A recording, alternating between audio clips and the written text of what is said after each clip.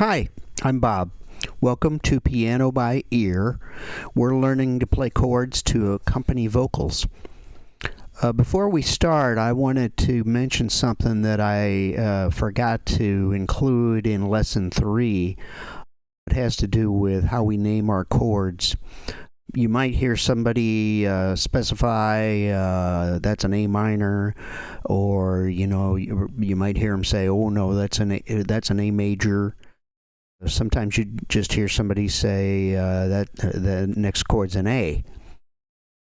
If they don't specify whether it's major or minor, then they mean a major. So to specify major is sort of optional.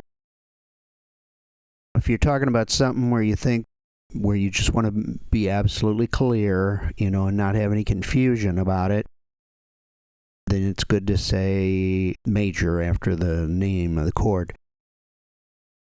You'll always say if it's minor. That is not optional. A minor chord always has to be referred to a minor. But if they just say go to the B flat, they're talking about a B flat major. So I just wanted to clear that up since I had forgotten to mention that earlier. Okay, now we're ready to start Lesson 4. So far we've learned 3 major chords and 3 minor chords. And just to review, each chord is just 3 notes being played at the same time. The note farthest to the left is called the root, and the middle note of the 3 is the third, and the top note, the one farthest to the right, is called the fifth. And then from, I guess that was Lesson 3, we talked about how major chords use major thirds, and minor chords use minor thirds. Now, all the chords we've learned so far have used all white notes. So that means our 3 major chords we learned have major thirds that are white keys. So for the first half of this lesson, we're going to take those first 3 major chords, and we're going to turn them into minor chords. And we're going to do that by moving our middle finger just a little to the left to play the black key that will be the minor third now for the new chord.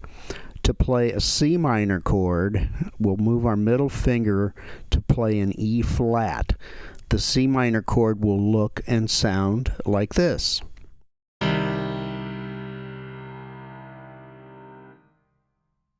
If you move this hand shape up 5 half steps, you can play an F minor chord that looks and sounds like this. And if you move this same hand shape up 2 more half steps, you can play a G minor chord that looks and sounds like this.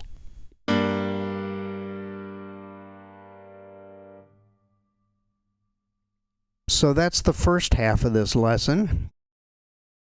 Let's see, as I said earlier, major chords use major thirds and minor chords use minor thirds, and all the chords we've learned so far in the first 3 lessons have used all white notes. So the first 3 minor chords that we've learned use minor thirds that are white keys. So for the second half of this lesson, what we're going to do is we're going to take those first 3 minor chords we learned and turn them into major chords by moving our middle finger just a little bit to the right to play the black key that will be the major third of this new chord. So to play a D chord, a D major chord, our middle finger will play an F sharp. The D chord will look and sound like this.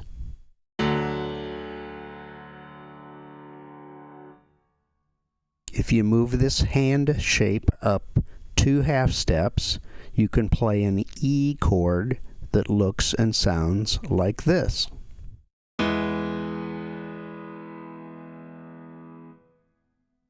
And if you move this same hand shape up 5 more half steps, you can play an A chord that looks and sounds like this.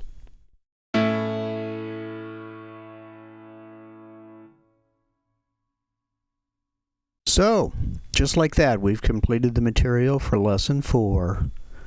I'm not going to put any sample songs on the end of this lesson. If you start snooping around on the web, you can probably find chord changes for just about any song that you can think of. That doesn't mean it'll always be correct changes, but for student use, there's virtually unlimited resources out there, as you already know, I'm sure.